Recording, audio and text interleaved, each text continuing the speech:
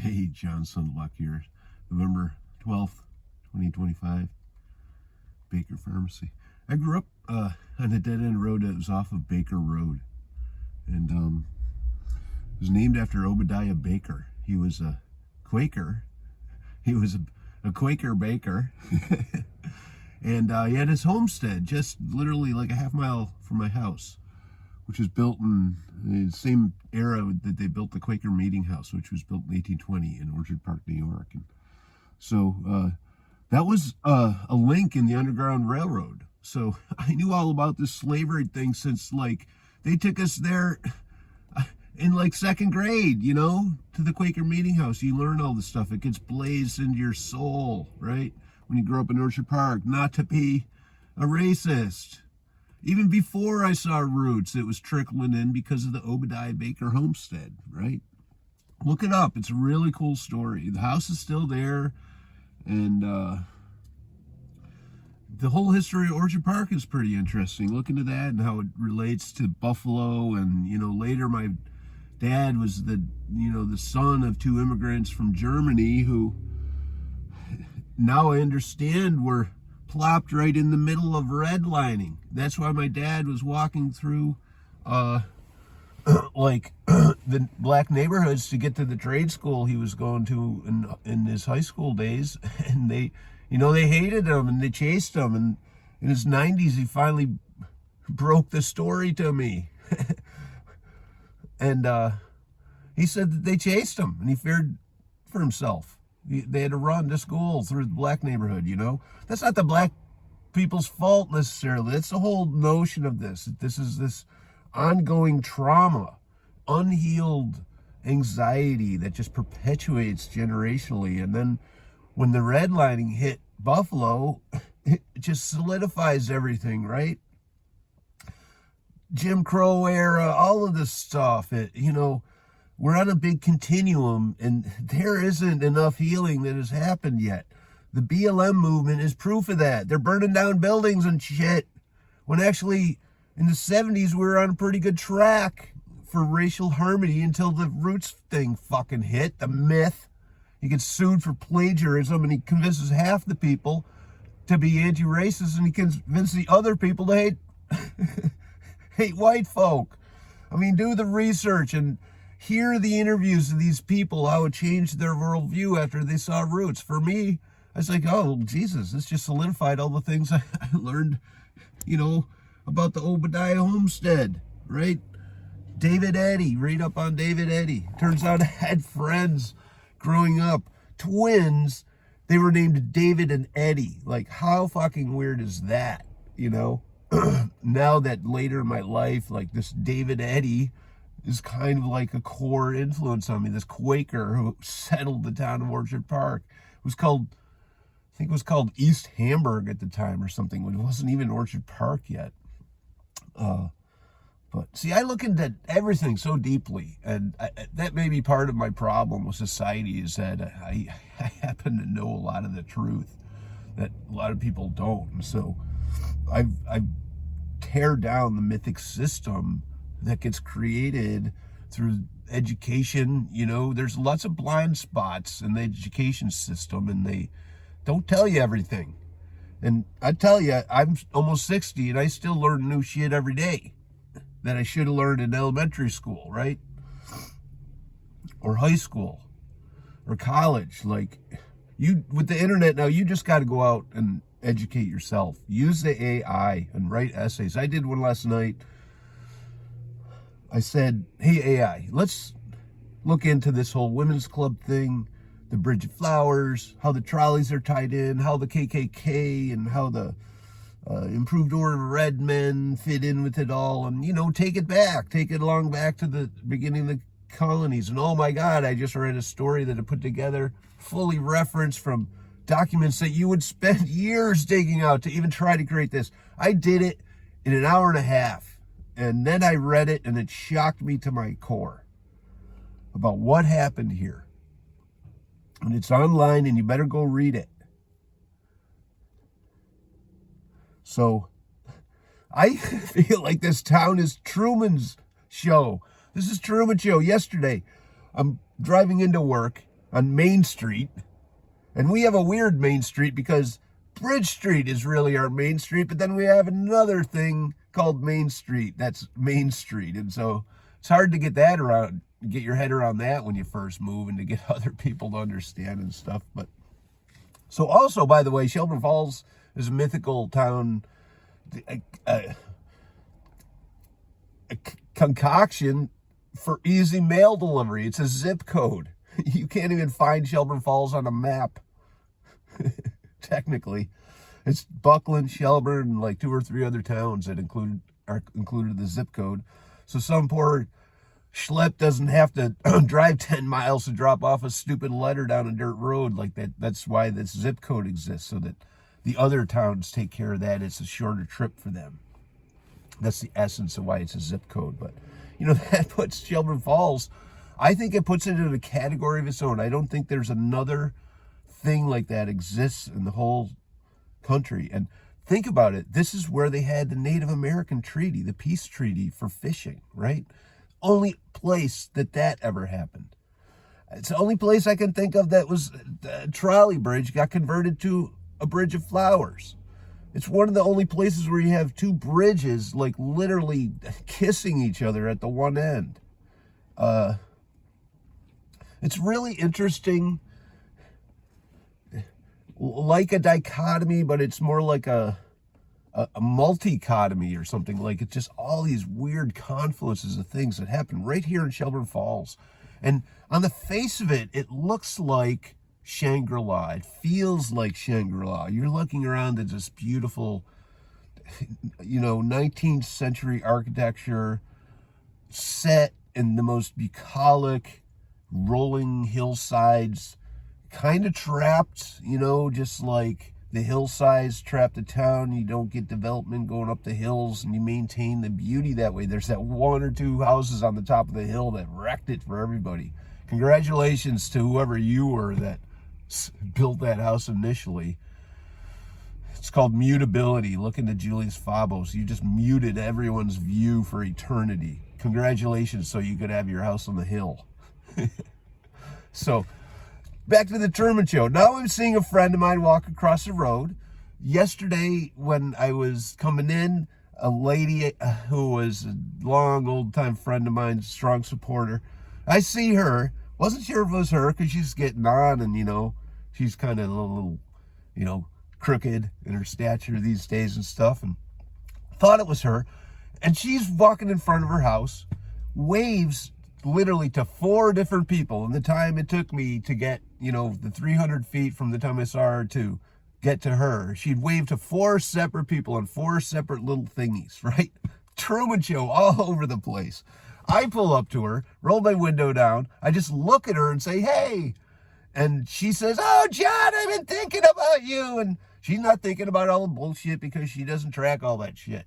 She wants me to do a pic out of her house, to go in her attic and, help her sort of move on. They need to relinquish these possessions. They're getting older, and, I told her that that's what my dad did. My folks did that. They got rid of everything before anything happened, and that relieves the burden from the children and the heirs. It's a great thing to do. Just consider it.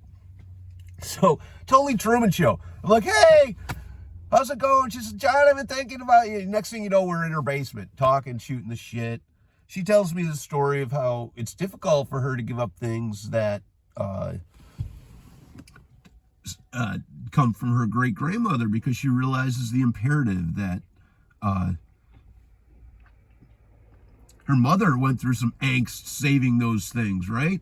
Now, what is she going to do? Just circular file them and forget it? Like, that's just like a slap in her mother's face and her grandmother and her great-grandmother, So that really nailed it down for me about meaning, and the meaning, what gives people meaning in life, and that's what holds culture together. They talk about it all the time. That's why Elon is struggling to go to space, because he's developing the physical systems, but he doesn't have the social system to take along with it. And if you don't have a culture that has meaning, that's based on this rooted generational memory, the society collapses. You can see it on the earth. It happens all the time. You know, the utopian societies that are tried, they just fall because they don't have the fundamental element of meaning. And meaning is created through place, through existence, through the transference of knowledge, through the generations. And you can't go to space unless you accommodate that. And by the way, you can't go to space unless you bring the whole Noah's Ark, because all of that meaning is attached to the physical world. All of our cosmologies, our ancient cosmologies, are tied to the animal and flora world. We need every single organism in order to survive as a species. We can't go to Mars and, you know, like Arnold Schwarzenegger and, you know, flip the switch and all of a sudden we got a fucking new planet to live on. It doesn't work that way. And I don't think it can, nor should it. I don't think that we should be doing any planetary exploration. I think that we're a virus in the universe, and that until we clean up our own fucking shit, we got no business going anywhere else. And much respect to you, Elon. I've come to a lot of these realizations and visions through the use of your tools. That Grok in particular is amazingly strong and powerful. I was able to use it to merge countless documents which helped me understand my own personal situation, which opened my eyes to a global view. And as my ideas developed, there was a lot in between, trust me. But the AI brought a cascade of information to me, and I was able to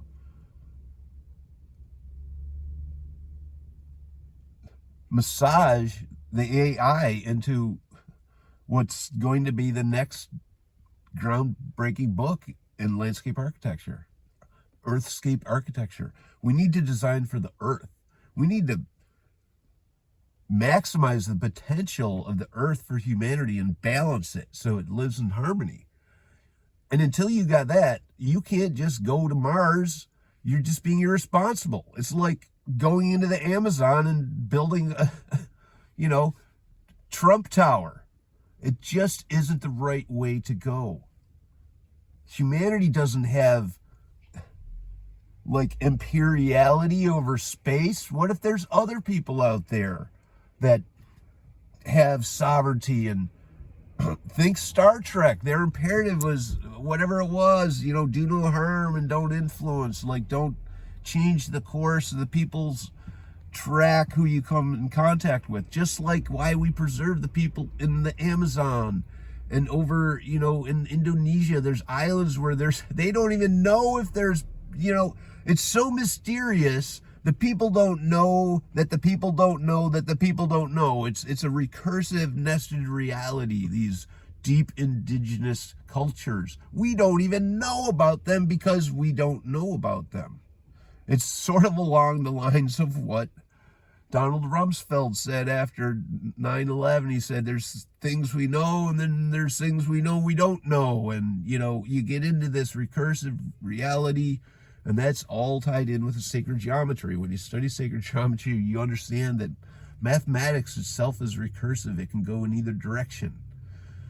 So, I know I'm getting pretty deep here. I didn't intend to. I just wanted to talk about the Truman Show, because I'm standing in the supermarket getting my lunch here, and across the street I see another one of my friends who I'm a little bit at loggerheads with, and I'd like to, you know, create some harmony between us. And so then moments later I see another person, and that's what happens in a small town. And that's what makes me understand why the witch hunt ran like wildfire against me, and I had no chance of saving it. You know, my reputation was destroyed the second I stepped on that bridge on June 6, 2020. It didn't matter if I was there complaining about street closure during a pandemic when everyone's businesses was hurting. They knee-jerked to, well, it's a George Floyd thing, and so, you know, no matter what, you got to support George Floyd, so you're a racist. I don't care if your business is spiraling. And then they took it from there, and there was no getting back. It's not 6 degrees of separation. Now it's 1.8, and that's getting smaller and smaller every day, okay? So we're all in danger of this kind of radical lunacy, which then became institutional gaslighting, you know? And I got all this highly granulated information if anybody wants to see it. I got the whole story. It's like a diary, minute by minute. From 2020 to 25, I know everything everybody did, every single name, every single police report. Well, not every single one, because the police are stonewalling me on my request. It's been, we're going on 80 days. I basically just becomes another data point of fucking malfeasance from the department, right? So I don't need that data, you fucking idiots. I'm running you through the mill. I'm just trying to fill in the gaps. I got enough information to take all of you down in court, right? You've all lost your qualified immunity. I can prove that every which way to Sunday. I have the videos. I have the deep analysis, and I can let that information out if I choose. But I'm choosing not to. I'm trying to bring back harmony to a place that may never have had harmony ever, according to the history that I just wrote last night. And you ought to go fucking read it, because it's going to blow your fucking socks off, and it's probably going to wreck your day, unfortunately. Totally scientific, rigorous analysis of the history of Shelburne Falls in Western Massachusetts, and it's going to blow your fucking mind. All right?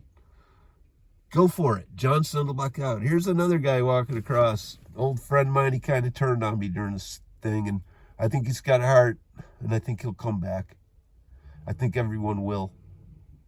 And if you don't come back, you just prove yourself the piece of shit that you were, that joined the witch hunt, that stole my life, gave me PTSD, exacerbated my AFib, and probably took years off the end of my life. And there's a lot of collateral damage in my inner circle because of all this fucking unjustified abuse and institutional gaslighting by the Greenfield Recorder, by the Bridge of Flowers Committee, by the police department, by the select boards, everybody. You all are a disgrace. And this is exactly why people cry in the streets about tearing the system down. Well, I got a plan to do it. And it's a peaceful plan, and it brings everyone on the earth to unity. Call me crazy. That's exactly what you would call somebody that had a plan like that. So live in your myth, or come to the side of the truth and actualize your own potential. Sendelbach out.